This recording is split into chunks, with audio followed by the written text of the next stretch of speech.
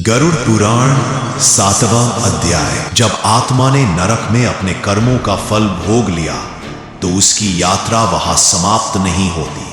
गरुड़ पुराण कहता है, मृत्यु के बाद भी आत्मा की अग्नि परीक्षा जारी रहती है। नरक के भयावह अनुभवों के बाद आत्मा को एक रहस्यमय क्षेत्र से गुजरना पड़ता है, जहां उसे अपने समस्त जीवन का दर्पण दिखाया जाता है। हर छोटा बड़ा कर्म, हर विचार, हर भावना, सब उसके सामने स्पष्ट हो उठते हैं। यह अनुभव आत्मा के भीतर गहरी पश्चाताप की ज्वाला जलाता है। आत्मा तड़पती है, स्वयं से सवाल करती है, क्यों मैंने इतना अधर्म किया, क्यों भुला दिया सच्चा मार्ग। यहीं पर आत्मा को दो मार्गों का दर्शन होता है।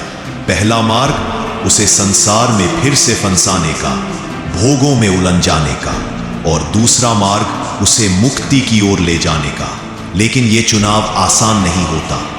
गरुड़ पुराण के श्लोकों में वर्णित है, जो आत्मा अपने कष्टों से शिक्षा लेकर सच्चा प्रायश्चित करती है, वही मोक्ष का अधिकारी बनता है। बाकी आत्माएं फिर से जन्म और मृत्यु के चक्र में फंस जाती है।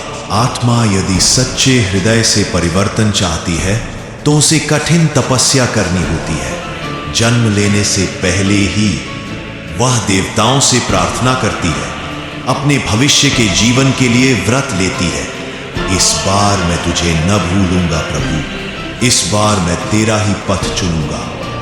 गर्भ में प्रवेश से पहले आत्मा गहरी प्रतिज्ञा करती है, पर जैसे ही जन्म होता है माया की चादर उसके ऊपर पड़ जाती है और वह पुनः सब भूल जाती है। गरुड़ पुराण चेतावनी देता है, मनुष्य शरीर दुर्लभ है।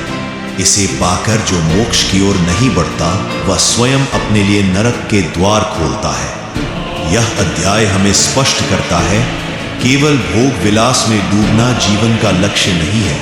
प्रत्येक श्वास, प्रत्येक कर्म, प्रत्येक भावना